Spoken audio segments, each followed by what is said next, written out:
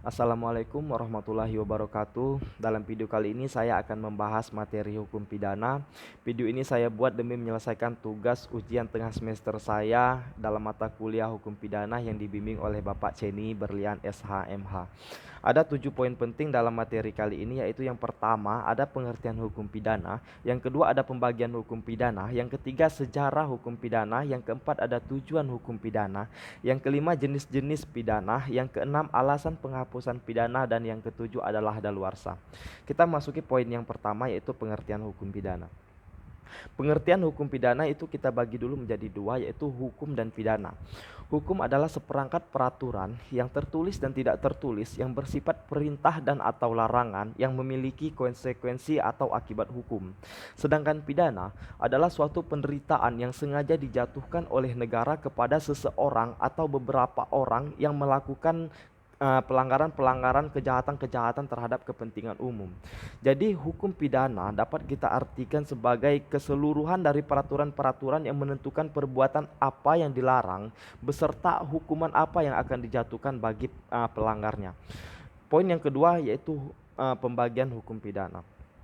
Pembagian hukum pidana itu dibagi menjadi 4. Yang pertama itu hukum pidana objektif. Hukum pidana objektif pun dibagi menjadi 2, yaitu hukum pidana material dan hukum pidana formil. Hukum pidana formil kita bicara tentang apa, siapa, dan bagaimana. Tentu di sini lebih jelasnya lagi suatu perumusan atau syarat-syarat seseorang dapat dihukum. Sedangkan hukum pidana formil itu kelanjutan dari hukum pidana material. Lebih jelasnya lagi ini pelaksanaan hukuman dari pidana material. Terus yang kedua itu ada hukum pidana subjektif, ialah hak negara atau alat-alat untuk menghukum berdasarkan pidana objektif. Terus yang ketiga ada hukum pidana umum. Hukum pidana umum ini berlaku kepada terhadap siapapun juga di seluruh Indonesia. Jadi berlaku kepada siapapun kecuali itu kepada militer. Karena di militer itu nanti akan masuk ke dalam golongan hukum pidana khusus. Ini yang keempat, hukum pidana khusus.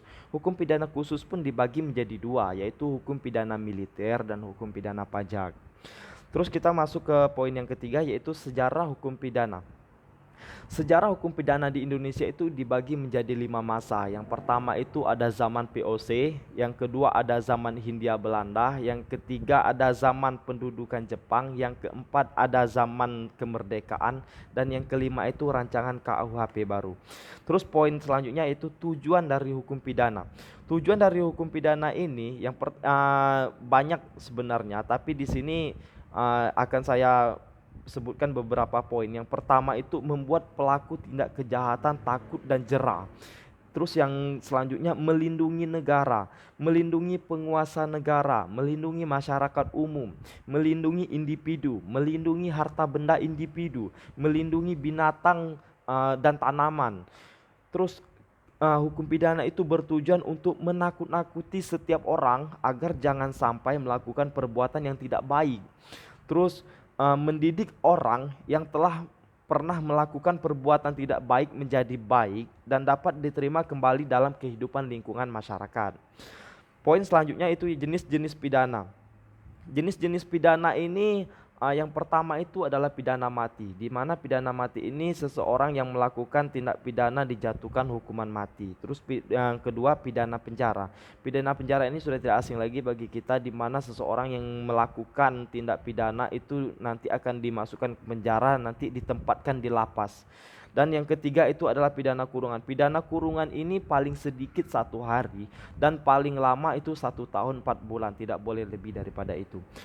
Terus pidana denda. Pidana denda ini sudah tidak relevan untuk kita gunakan sekarang karena perkembangan nilai rupiah yang menjadi permasalahannya. Terus ada yang terakhir itu yang kelima, pidana tutupan. Pidana tutupan ini menggantikan pidana penjara. Terus kita masuk ke dalam poin yang selanjutnya, alasan penghapusan pidana dalam KUHP. Alasan penghapusan pidana ini yang pertama ada pasal 44 tentang kejiwaan atau orang yang gila itu tidak bisa mempertanggungjawabkan perbuatannya. Terus yang kedua ada pasal 48 itu daya paksa. Pasal 49 ada pembelaan terpaksa. Pasal 50 ada perintah pelaksana undang-undang. Pasal 51 itu perintah jabatan. Terus kita memasuki poin yang terakhir, yaitu daluarsa. Daluarsa ini adalah lewatnya waktu. Dimana kalau kita daluarsa ini lewatnya waktu itu dalam arti kata begini. Dalam hukum pidana itu terdapat yang namanya daluarsa. Untuk mengajukan pengaduan, penuntutan, menjalankan pidana dan upaya hukum pidana lainnya itu sudah tidak bisa lagi kita lakukan jika sudah daluarsa. Untuk delik aduan, pengaduan hanya boleh diajukan dalam waktu 6 bulan sejak orang yang berhak mengadu mengetahui adanya kejahatan jika dia bertempatkan di Indonesia. Tapi kalau di luar Indonesia itu 9 bulan. Jadi kalau sudah lewat dari daluarsa, suatu tindak pidana itu sudah tidak bisa lagi untuk kita lakukan. Pemrosesannya ataupun pengaduannya sudah tidak bisa lagi kita ajukan. Kalau di dalam negara Indonesia itu 6 bulan, tapi kalau di luar negara Indonesia itu 9 bulan. Demikianlah materi yang saya sampaikan pada kali ini. Kritik dan saran yang membangun sangat saya harapkan kepada saudara-saudari semuanya, khususnya kepada pembimbing saya, Bapak Ceni Berlian SHMH. Kepada beliau sebelumnya saya mohon maaf jika ada kata-kata atau bahasa saya dalam video ini yang kurang berkenan di hati Bapak. Saya mohon maaf. Saya sadar video ini tidaklah sempurna, tidaklah seperti yang Bapak inginkan, tapi saya sudah berusaha semaksimal mungkin untuk menyampaikan beberapa materi dalam hukum pidana. Sekian dan terima kasih. Wassalamualaikum warahmatullahi wabarakatuh.